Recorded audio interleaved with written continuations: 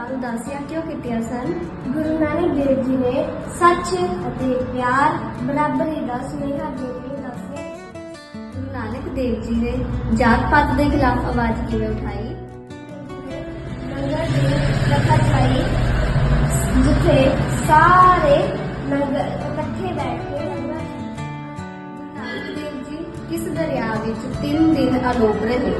ਗੁਰੂ ਨਾਨਕ ਦੇਵ ਜੀ ਵੇਈ ਨਦੀ ਵਿੱਚ 3 ਦਿਨ ਅਲੋਪ ਰਹੇ। ਗੁਰੂ ਨਾਨਕ ਦੇਵ ਜੀ ਦੀ ਪ੍ਰਸਿੱਧ ਬਾਣੀ ਕਿਹੜੀ ਹੈ?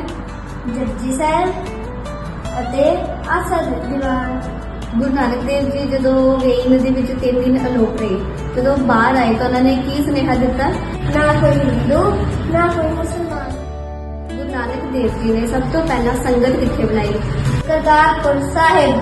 ਗੁਰੂ ਨਾਨਕ ਦੇਵ ਜੀ ਤੋਂ ਬਾਅਦ ਦੂਜੇ ਗੁਰੂ ਕੌਣ ਸਨ? ਗੁਰੂ ਅੰਗਦ ਦੇਵ ਜੀ।